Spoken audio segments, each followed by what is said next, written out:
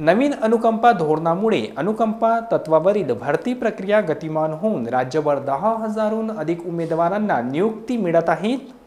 या निमित्त 10 दिवस व 150 दिवसांच्या प्रशासकीय सुधारणा मोहिमेतील महत्त्वाचा टप्पा पूर्ण आहे, असे प्रतिपादन राज्याचे मृदा व जलसंधारण मंत्री तथा जिल्ह्याचे पालकमंत्री संजय राठोड यांनी आज येथे केले। अनुकंपा व लिपिक भरती नियुक्ती आदेश वितरणाचा जिल्हास्तरीय कार्यक्रम विविध मान्यवरांच्या उपस्थितीत नियोजन भवनात संपन्न झाला। या कार्यक्रमात पालकमंत्र्यांच्या हस्ते नियुक्ती पत्राचे वितरण झाले। कार्यक्रमाद्वारे एकाच वेळी 284 उमेदवारांना नियुक्ती पत्र देण्यात आले।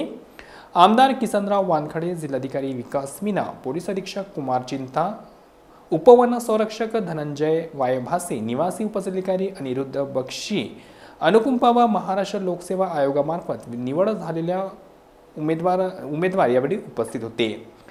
राज्याचे खंबीर नेतृत्व असलेले मुख्यमंत्री देवेंद्र फडणवीस यांनी अनुकंपा नियुक्त्यांविषयी पुढाकार घेऊन प्रक्रियेला गती दिली आणि आज राज्यभर ठिकठिकाणी मोठ्या प्रमाणावर अनुकंपा तत्वावरील उमेदवारांना नोकरी मिळत आहे।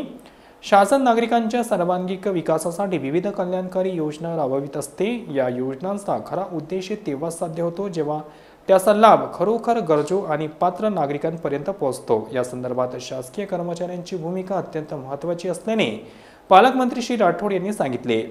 अनुकंपा तत्वावर गट क आणि गट ड या दोन्ही संवर्गामध्ये नियुक्ती प्रक्रिया राबवण्यात आली। त्यामध्ये अनुकंपा तत्वावर गट क संवर्गात 38 उमेदवारांतर गट ड संवर्गात 129 उमेदवारांना नियुक्त्या देण्यात आली। महाराष्ट्र लोकसेवा आयोगामार्फत गट क संवर्गात 56 उमेदवारांना नियुक्ती देण्यात आली असून ग्रामविकास विभाग यवतमाळ यांच्याकडून गट क संवर्गात 20 तर गट ड संवर्गात 30 उमेदवारांना नियुक्ती देण्यात आली आहे।